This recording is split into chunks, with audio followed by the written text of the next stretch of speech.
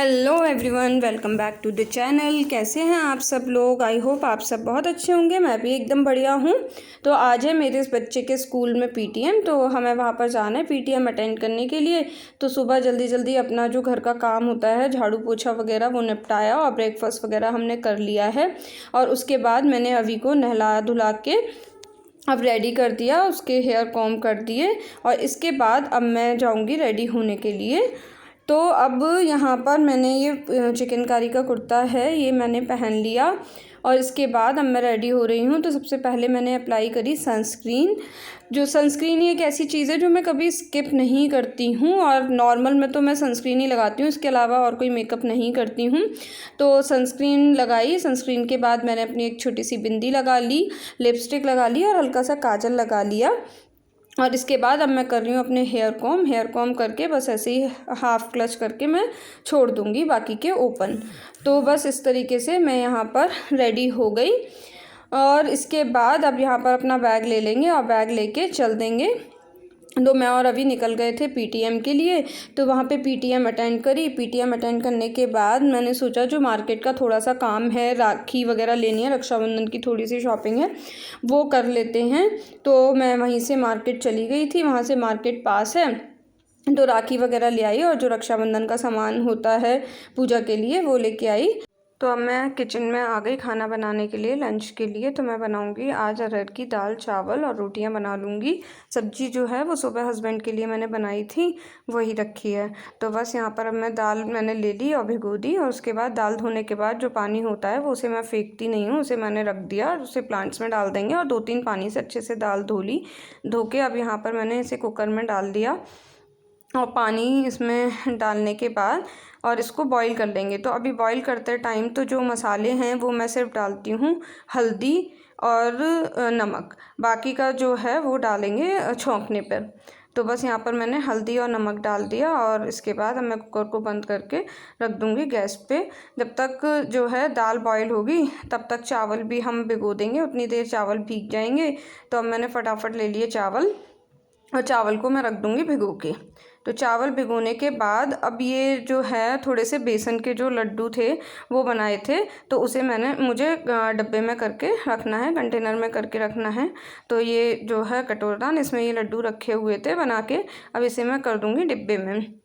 तो बस फटाफट से मैं इसे डिब्बे में कर रही हूँ जब तक मेरे चावल जो हैं वो भीग जाएंगे।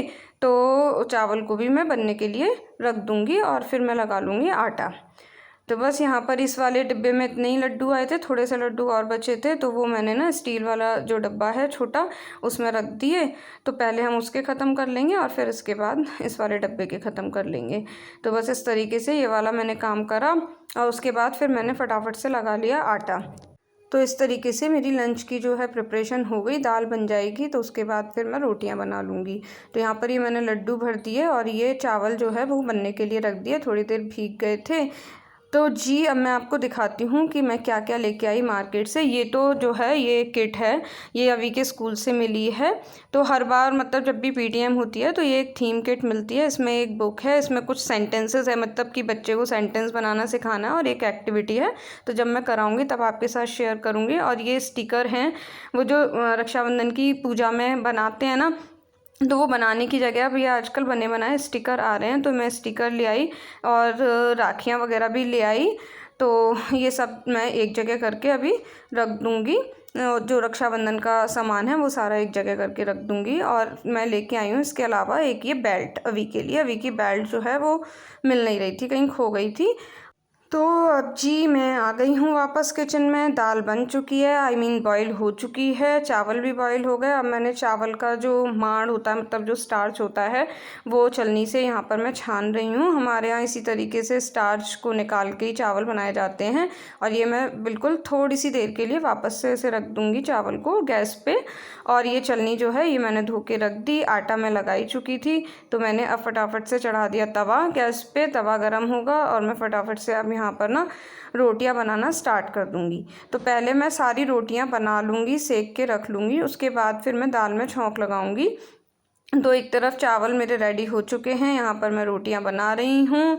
तो बस इस तरीके से मेरा खाना तैयार हो जाएगा। अब ये रोटियां मैं सारी बना के अभी रख लूँगी और फिर मैं छौंक लगा दूँगी और फिर किचन वगैरह साफ़ कर दूँगी, अच्छे से स्लैब साफ़ कर दूँगी। तो यहाँ पर मेरी रोटियां बनाने का काम चल रहा है और अब मेरी बन गई सारी रोटियां। तो मैंने सारी रोटियों को ना लगा के रख दिया कैसरोल में, क्योंकि अभी हस्बैंड को आने में टाइम है। मैं और अभी लंच कर लेंगे यहाँ पर, मतलब ये किचन वगैरह समेटने के बाद फिर हस्बैंड लेट आएंगे। तो मैंने कैसरोल में रोटियां लगा के रख दी जिससे कि ठंडी ना हो। और फिर अब मैं यहाँ पर किचन समेट रही हूँ। तो ये जो थोड़ा सा आटा बचा है इसे मैं एक टिफ़िन में, एयर टाइट जो टिफ़िन है इसमें बंद करके रख दूँगी। जो चकला बेलन है इन्हें मैं धो के साफ़ करके रख दूँगी और सारे सामान को यहाँ से हटा दूँगी और इसके बाद अच्छे से मैं यहाँ किचन को, स्लैब को साफ़ कर दूँगी। तो ये चकला बेलन मैंने रख दिए उसी परात में गला के पानी में, जिससे कि थोड़ा सा सॉफ्ट हो जाएगा तो धुलने में आसानी रहेगी। अब इसके बाद मैं यहाँ पर लगा रही हूँ दाल में छौंक। तो छौंक के लिए ये मेरा एक लोहे का वो है चमचा जैसा, इसमें ही छौंक लगाती हूँ। तो वो मैंने रख दिया गैस पे और इसके बाद इसमें अब डाल देंगे घी।